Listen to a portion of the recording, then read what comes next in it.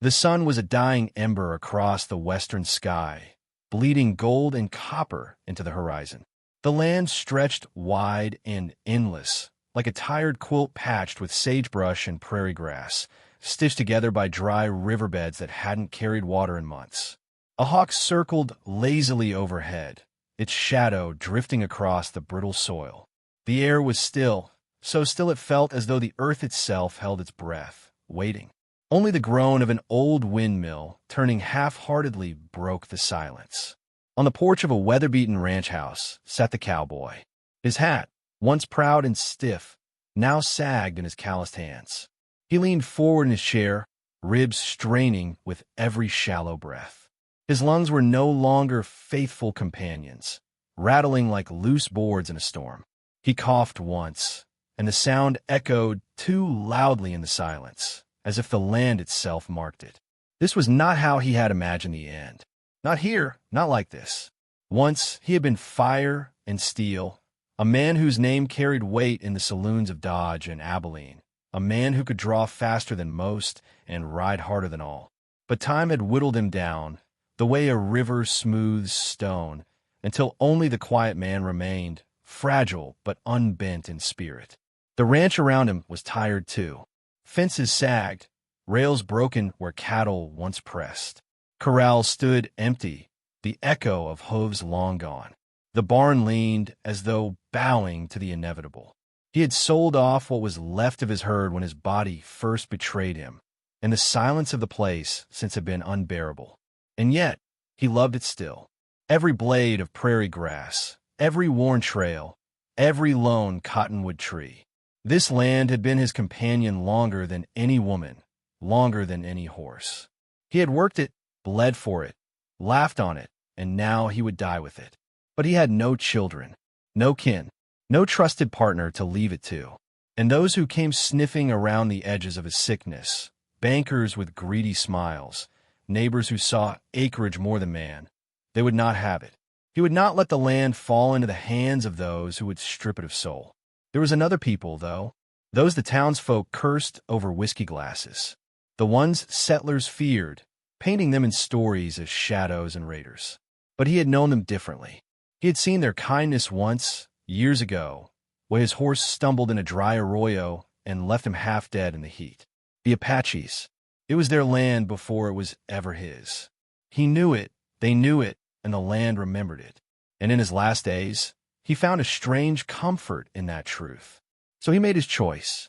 Quiet, simple, stubborn as always. The papers had been signed. The ranch, his last and greatest possession, sold for $1. A single coin, not to any man with pale hands and polished boots, but to the Apache people who had shown him honor when no one else had. The town thought him mad.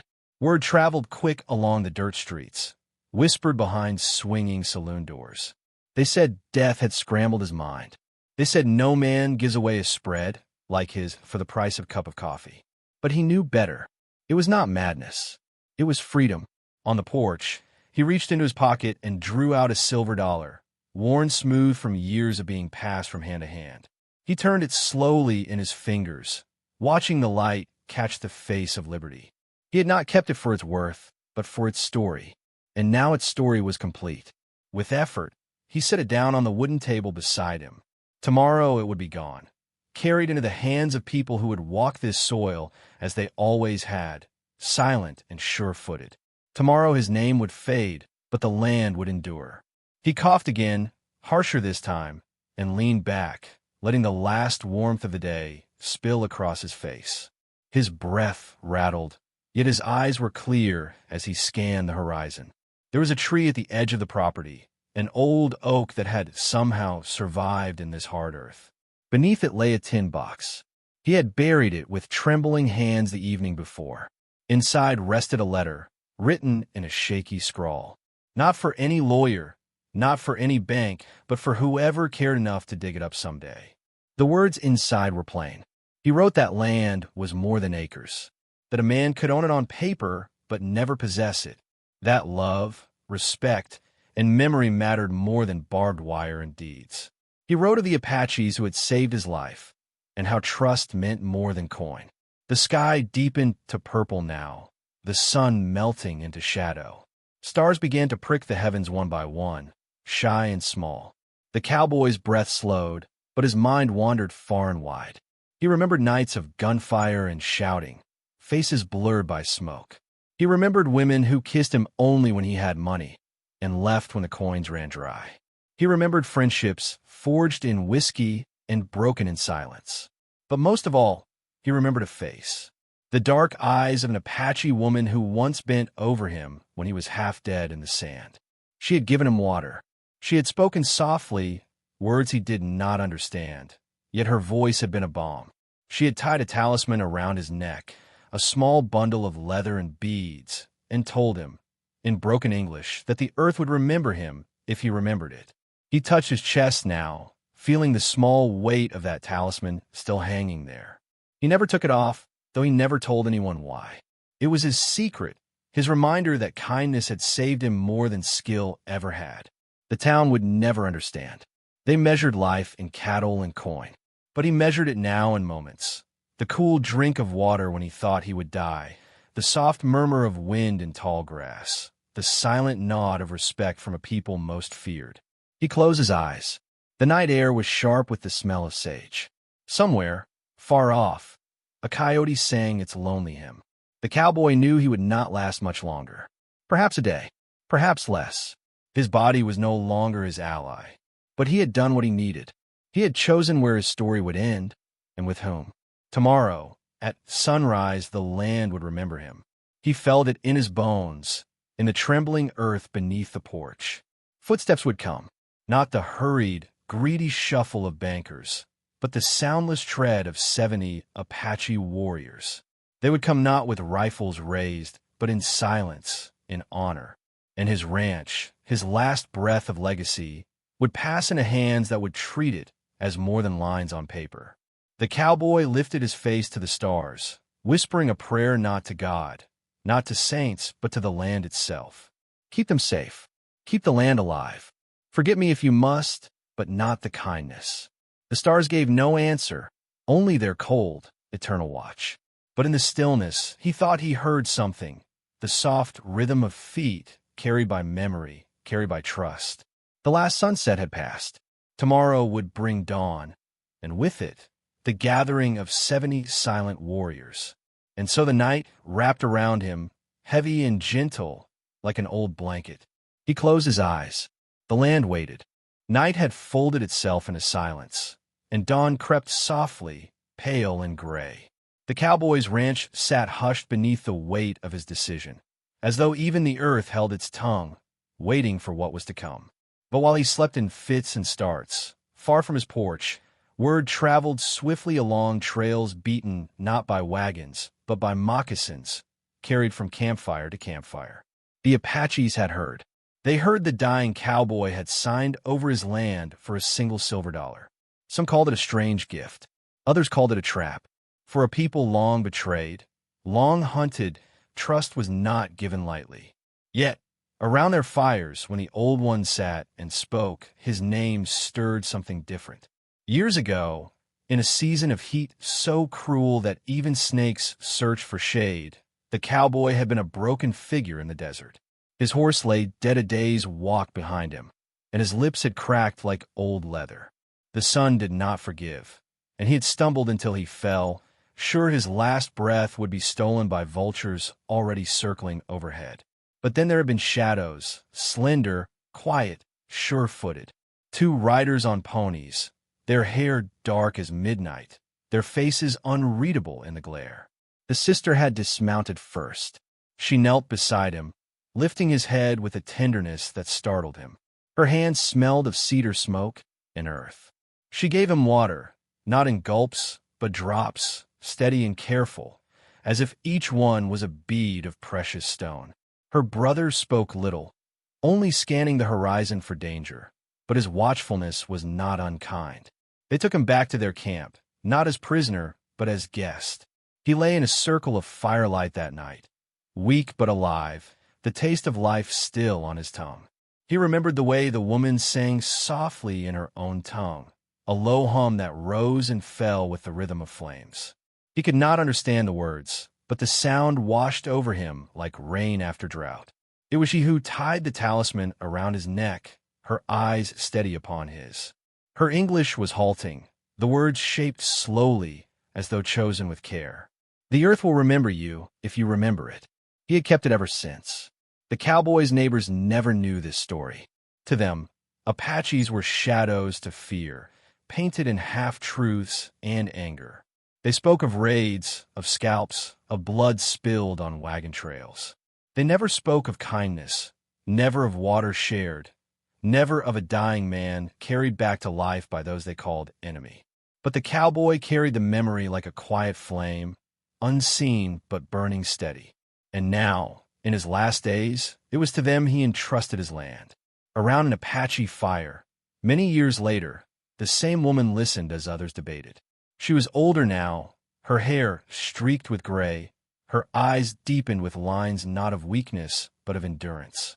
Some said it was a trick that white men had only ever taken, never given, that this dollar deed was bait, a snare, another betrayal dressed as kindness. But she remembered. She remembered the broken cowboy in the desert, and how his eyes, once fevered, had softened with gratitude. She remembered how he had carried her talisman always, touching it as though it anchored him. He was not like the others, she told them. He was a man of pride, yes, but also of debt.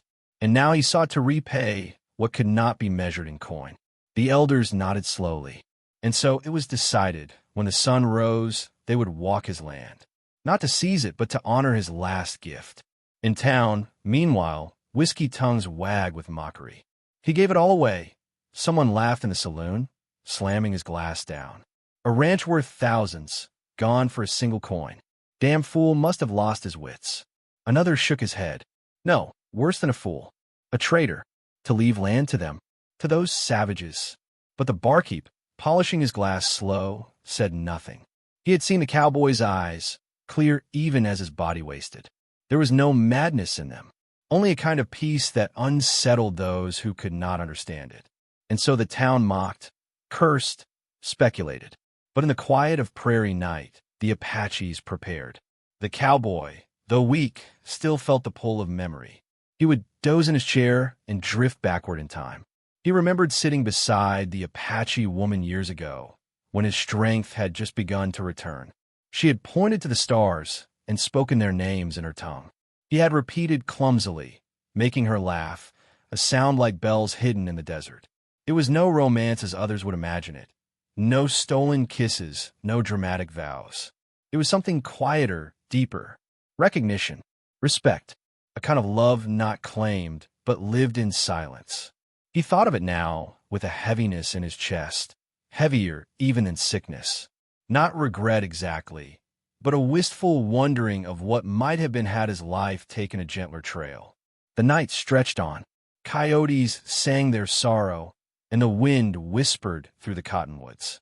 He reached again for the talisman at his neck. Its leather was worn smooth, the beads dulled by sweat and time. It was still strong.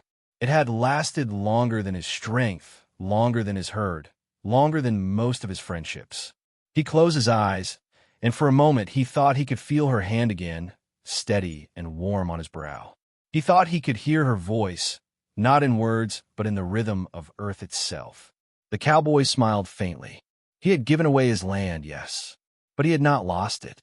He had placed it back into hands that knew its heartbeat. By the fire in their camp, the Apache woman whispered to her brother. She wondered if the cowboy was still alive to see the dawn. Her brother, his hair tied back in a single braid, answered with silence, only staring into the flames. But she knew what he was thinking. If the man lived, he would see them come. If he had already gone, he would still feel them, somehow, in the shifting of the wind, in the weight of footsteps on the soil. And so the night became heavy with waiting.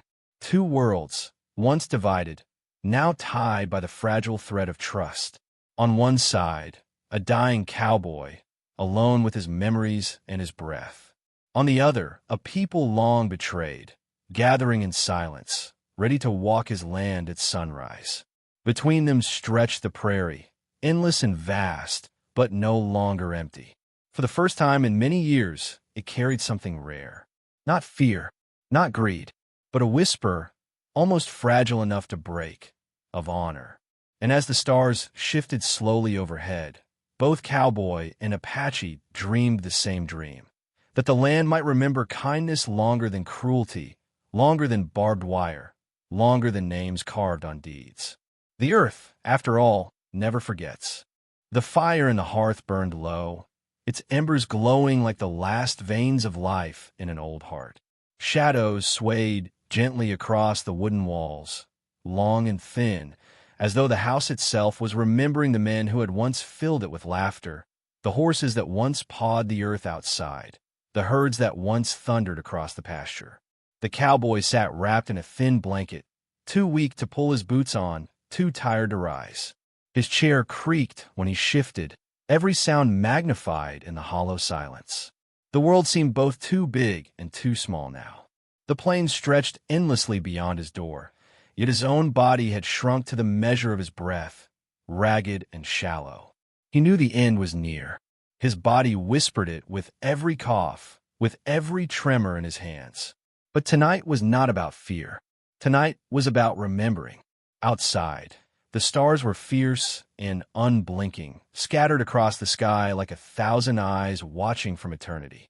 He stared at them through the open window, the cool air brushing against his face. How many nights had he ridden under those same stars? How many times had he trusted them to guide him when trails vanished, when storms swallowed the land? The memories came like old friends, slow and steady. He saw himself as a young man, brash and loud, coins clinking in his pocket. He had strutted through saloons with a grin that dared anyone to challenge him. He had fought for pride, for wagers, for the thrill of being seen. Women leaned close when he had money, pulled away when his pockets ran dry. He had thought himself rich then, but what he had were only echoes, temporary, shallow, gone with the morning. And now, at the edge of life, it was not those faces he remembered, not the gamblers, not the women, not the fleeting cheers. It was a desert day, a dying thirst, and the soft hand of an Apache woman giving him water drop by drop. He reached for the talisman again, fingers trembling. The leather was cracked, the beads dulled. Yet it was the strongest thing he owned. He held it against his chest, as though it were the very heartbeat of the earth. If only, he thought, he had spoken the words he carried. If only he had told her what her kindness meant. If only he had admitted that she saw through him, not the gunslinger, not the landowner, but the man beneath. But perhaps silence was enough. Perhaps she already knew. Some truths lived stronger without words. The wind shifted, carrying with it the scent of smoke. Not his own, but distant, faint, the smoke of other fires. He closed his eyes and imagined the Apaches gathered under the stars, their drums silent, their voices hushed. He could almost hear the soft murmur of the woman, older now but still steady, her voice like the rustle of leaves in a sacred grove. He wondered if she was thinking of him. Midnight came. The fire sank lower. The cowboy's eyelids drooped heavy, but he fought sleep as though afraid he would not wake again. He wanted to see one more dawn. The room blurred, the edges of the world softening, and for a moment he thought he saw her, standing in the doorway, wrapped in a blanket, her hair touched with silver. She did not move, did not speak, but her presence filled the room like moonlight. He blinked, and perhaps she was gone, or perhaps she was never there, except in the space between memory and dream. Still, he spoke, his voice a cracked whisper, as though the wind itself might carry it. "I'm ready," he said, "but not afraid. Not anymore." Hours slipped by unnoticed. Time no longer marched. It drifted like dust in a shaft of light. At some point, he pulled himself from the chair with great effort, staggering toward the table. There he took up a stub of pencil and a scrap of paper. The words came slowly, his hand shaking. "Land is nothing without love." That was all he wrote, nothing more. He laid the paper down, folded it with care, and placed it beneath the talisman on the table. Near dawn, the fever rose high. His breath grew shallow, his skin cold, yet sweat clung to his brow. He lay down on his bed, staring at the beams above him, tracing each knot in the wood as though they were maps of places he had never seen. Memories came in waves. The laughter of friends now buried. The thunder of cattle across the prairie. The warmth of whiskey burning his throat. But stronger than all was the memory of her hand, placing water to his lips, her eyes steady and unflinching, her voice saying words he barely understood but carried still. "The earth will remember you if you remember it." He whispered the phrase aloud, his voice breaking. "I remember." The night thinned. The stars dimmed, retreating before the first shy glow of dawn. The horizon blushed faintly, a promise of day. The cowboy's breathing slowed. His hand sought the talisman once more, clutched it to his chest, and then, with a soft sigh, as gentle as a leaf falling from an autumn tree, he let go. The last breath left his lips just as the first streak of sunlight split the sky. In that moment, the ranch was silent, yet not empty. The air itself seemed to pause, as though bearing witness. The earth did not mourn loudly. It held him quietly, as it always had, folding his story into its soil. And though the cowboy's eyes closed, the dawn was not without him. For at the edge of the horizon, unseen by the town, still tangled in sleep, 70 riders began to move. They rode not with drums, not with war cries, but in silence, their ponies stepping lightly, their faces calm and solemn. The Apaches were coming. The horizon was red as a wound, soft light spilling like blood across the earth. Mist rose in low veils from the ground, clinging to sage and prairie grass, blurring the lines between earth and sky. The ranch, empty of cattle, empty of laughter, seemed to breathe differently that morning. The boards of the house creaked in the cooling night air. The windmill groaned. A crow, black and solemn, wheeled once overhead before gliding into silence. Inside, the cowboy lay still, his final breath already carried away. His chest rose no longer, yet his hand remained curled around the talisman at his heart, as though he had chosen to die not with emptiness, but with memory pressed against his skin. The dawn belonged not to him now, but to those who came to honor him. At the far edge of the land, shadows emerged through the mist. First a handful, then a line, then many more, until the prairie seemed to shift with their presence. 70 Apache warriors rode slowly, their ponies stepping soft, hooves muffled against the earth. No drums beat, no voices rose. The silence itself was their song, heavier and more sacred than any hymn. They moved as one, a living river of flesh and spirit, their hair black against the rising sun, their faces painted with the solemn grace of remembrance. At the front rode the woman, older now but unbroken, her eyes steady and dark, her blanket wrapped around her shoulders. She guided her horse not with reins, but with the pressure of knees, her posture upright, her face lifted to the dawn. Behind her, each warrior carried something small. A feather, a bead, a carved stone, a scrap of cloth, tokens of respect, not weapons of war. The townsfolk, stirred by whispers, gathered at a distance. From behind fences and windows, they watched in stunned quiet. They had expected chaos, perhaps even blood, but what they saw unsettled them more deeply than violence could have. They saw reverence. They saw a man honored more in silence than any of them had ever been honored in life. One farmer muttered under his breath, "He weren't no fool," and the words carried more weight than the speaker intended. The riders reached the house. One by one, they dismounted, their moccasins whispering against the earth. None spoke. None broke the rhythm of quiet. The woman stepped forward, her eyes sweeping the porch, the chair still rocking faintly from the night breeze, the table with its folded scrap of paper. She did not need to look inside to know the man was gone. Death had already laid its hand upon him. She walked to the door, her fingers brushing the frame as though acknowledging the spirit within. Then she bent and pressed her palm flat against the earth at the threshold. Her lips moved, words carried not to the ears of men, but to the soil, to the memory of the land. Behind her, the warriors began to lay their tokens. A feather against the porch, a carved stone upon the steps, a strip of cloth tied to the railing.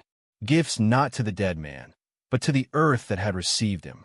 One by one, 70 offerings gathered, until the porch no longer looked like the entryway of a ranch house, but an altar made by human hands and hearts. Inside, the cowboy lay still but not alone. The air was thick with presence. His body had given way, but his choice lived, his trust breathed. The woman entered at last, moving quietly, respectfully. She found him upon his bed, the talisman still in his hand. She touched it gently, her fingers closing around his, as though finishing a circle begun years ago in the desert. "You remembered," she whispered. Her voice was soft but steady. She removed the talisman from his hand, tied it back around his neck, fastening it securely, as if ensuring that his spirit would carry it on whatever trail lay ahead. Outside, the warriors stood in a half-circle facing the rising sun. At a signal unspoken, they raised their weapons high, rifles, bows, spears, not in anger, not in threat, but as salute. The steel and wood caught the morning light, gleaming briefly before settling back down. It was their way of saying his name without speaking it, of marking his passing without mourning in the way of settlers. The land itself seemed to exhale. The mist lifted. The sun rose higher, warm and golden. And the cowboy's ranch, once an expanse measured in acres and deeds, became something greater, sacred ground. From their distance, the townsfolk shifted uneasily. They had mocked him, called him mad. But as they watched 70 warriors stand in silence for a dying cowboy, a man they had dismissed, something stirred in them that no whiskey could dull. Respect, and perhaps even shame. No one spoke it aloud, but they all felt it, that the cowboy had not died poor. He had not died foolish. He had died with something most of them would never know: trust given and trust received. When the sun stood higher, the warriors turned. They mounted their ponies once more, still without a word. Slowly, like shadows withdrawing, they rode back into the horizon, leaving the porch heavy with their offerings. The woman lingered last. She looked once more at the house, at the land, at the wide sky above it all. Her gaze was steady, her eyes glistening not with tears, but with something deeper, acknowledgement. Then she too rode away, her figure growing small against the endless plain, until she was swallowed by the morning light. The ranch stood quiet again, but it was not empty. It would never be empty again, for the land had remembered, and so had the people. The cowboy's story did not end in wealth or applause, but in silence, the kind of silence that holds more than words ever could. And so, friend, if you sit now by your own fire, hear this truth. Land passes from hand to hand. Names fade, fences rot, but kindness, true kindness, carves itself into the soil deeper than any plow, stronger than any deed. The dying cowboy gave away his ranch for $1, but in doing so, he bought something no coin could ever measure. He bought remembrance. And if you listen closely, on mornings when the mist still clings to the earth and the sun rises red, you might hear it, the silent tread of 70 warriors, walking not for conquest, but for honor. The land remembers. The earth does not forget, and neither should we. If this story settled gentle in your heart, linger a while with us here. Like this tale, share it with others, and let your voice join ours in keeping the old truths alive. Tell me, from where in this wide world are you listening to Wild West tales?